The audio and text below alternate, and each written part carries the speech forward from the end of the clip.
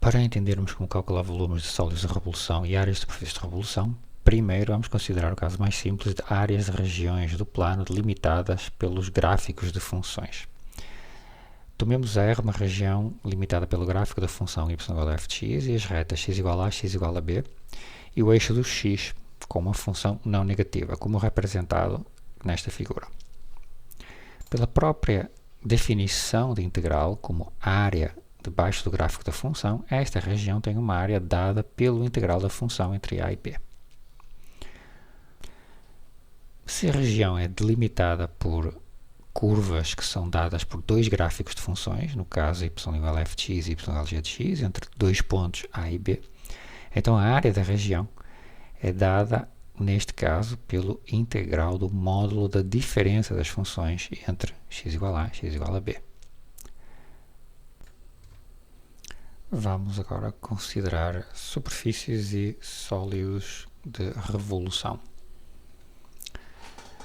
O que é um sólido de revolução? Bom, para obter um sólido de revolução, nós começamos com o gráfico de uma função definida no intervalo AB, como na figura.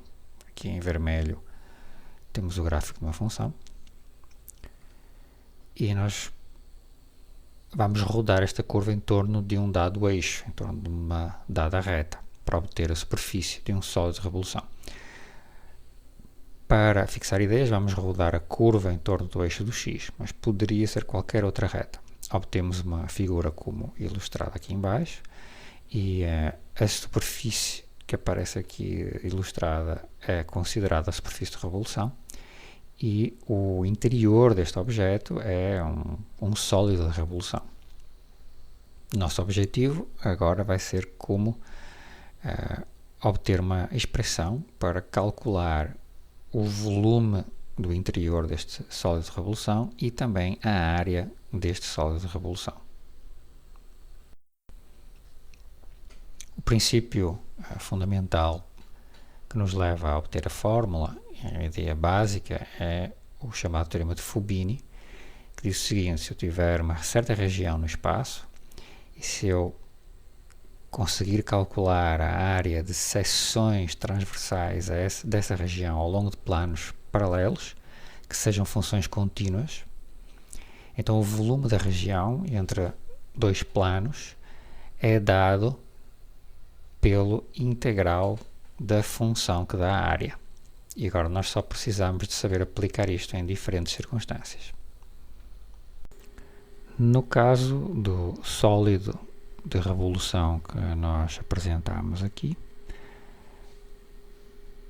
as seções transversais deste sólido perpendiculares ao eixo de rotação são discos, e a área de cada disco é relativamente fácil de calcular, bastando calcular o raio desse disco, que vai ser dado pelo valor da função em cada lugar onde nós calculamos a seção transversal.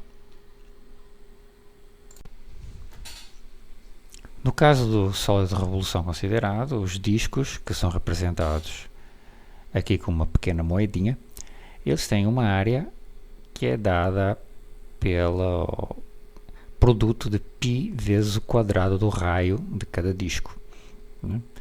Então, o raio depende da função e do eixo de rotação. Então, se o sólido está entre os planos x igual a x igual a b, o volume vai ser dado pelo integral entre a e b de π vezes o quadrado deste raio de rotação. Precisamos agora aplicar esta fórmula em cada caso que vai surgir.